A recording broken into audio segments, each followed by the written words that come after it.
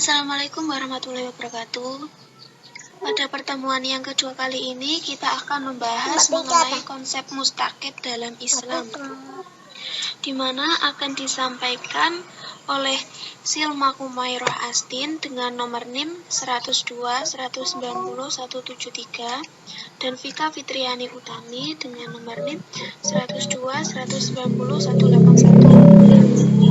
Saya akan mempresentasikan bagian poin pengertian, dasar hukum, dan kriteria mustaqid. Untuk yang bagian perbedaan fuqaha nanti akan diterangkan oleh Mbak Silma. Memasuki pengertian dari mustaqid. Secara bahasa, mustaqid itu diambil dari kata istahaqqa, di mana memiliki arti yang menjadikannya wajib. Kemudian diambil juga dari kata istahala, yang artinya menjadikannya sebagai ahli. Sedangkan menurut istilah, mustahik adalah orang yang memiliki hak untuk menerima harta zakat, atau bisa juga disebut orang yang berhak mendapatkan distribusi dari dana zakat tersebut.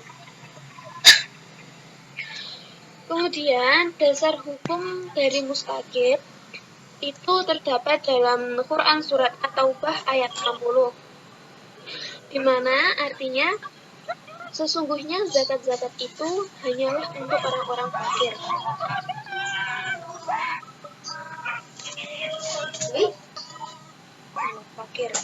Orang-orang miskin, pengurus-pengurus zakat, para mu'alaf yang dibujuk hatinya, untuk memerdekakan budak, orang-orang yang berhutang untuk jalan Allah, dan untuk mereka yang sedang dalam perjalanan, sebagai suatu ketetapan yang diwajibkan Allah, dan Allah Maha Mengetahui lagi Maha Bijaksana. Quran surat At-Taubah ayat 60. Dalam surat ini diterangkan bahwasanya yang berhak menerima zakat itu terdapat dalam 8 golongan.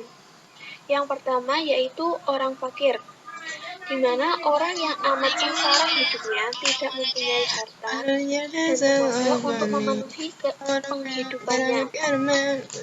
Kemudian golongan yang kedua itu orang miskin, artinya orang yang tidak cukup penghidupannya dan dalam keadaan kekurangan.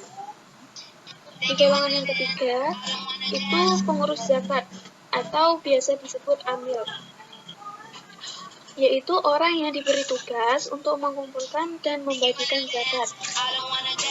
Di golongan yang keempat, mu'alaf, artinya orang kafir yang ada harapan masuk Islam, dan orang yang baru masuk Islam yang imannya masih lemah.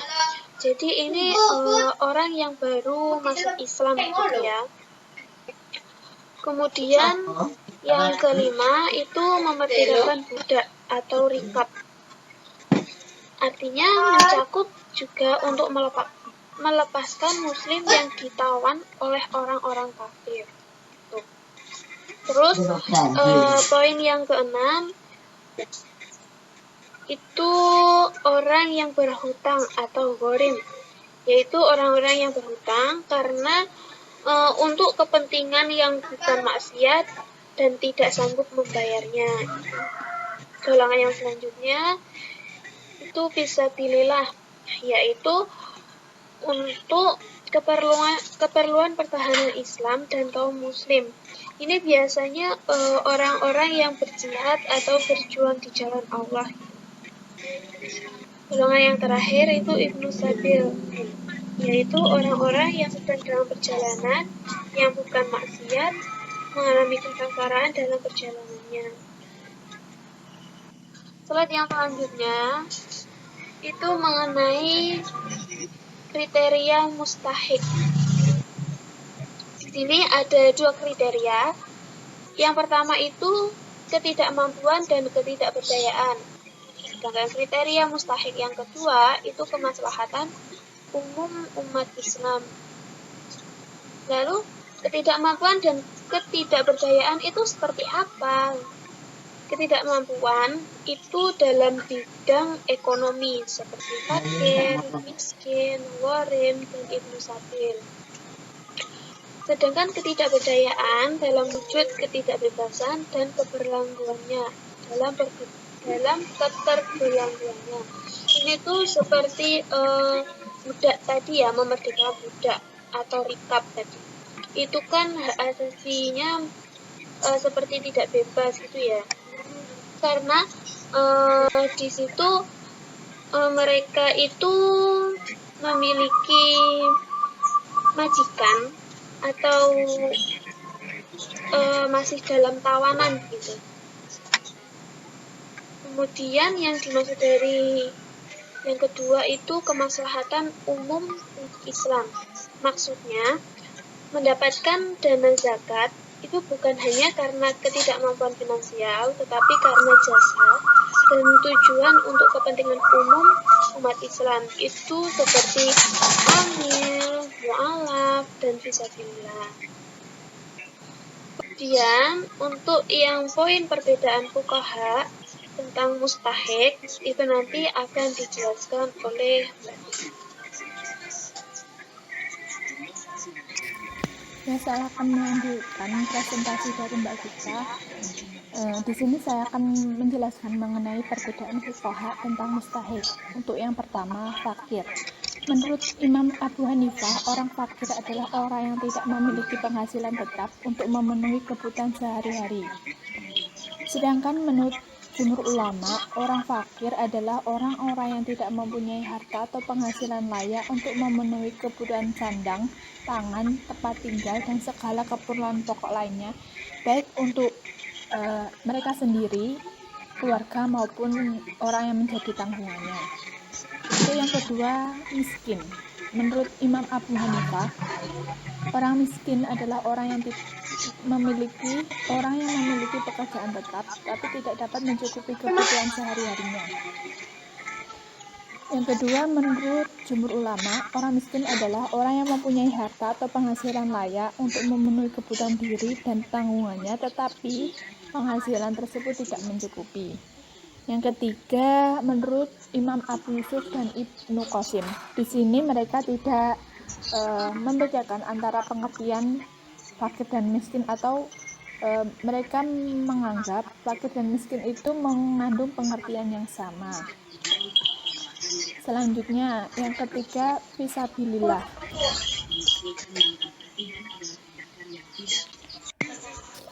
Menurut mazhab Hanafi, fisabilillah adalah pejuang fakir yang terjun dalam peperangan. Mereka ini atau fisabilillah ini diberi harta zakat agar dapat membantu keperluan yang dibutuhkan dalam perjuangan atau peperangan tersebut. Maka perjuangan yang kaya hartanya tidak diberikan zakat karena telah dicukupkan dengan mereka sendiri. Sedangkan menurut Al-Qurtubi yang beraliran Malikiyah, fisabilillah adalah pejuang yang memiliki ikatan diberikan untuk menjadi kebutuhan mereka dalam peperangan, baik keadaan mereka kaya atau miskin. Di sini menurut Al-Qurtubi, beliau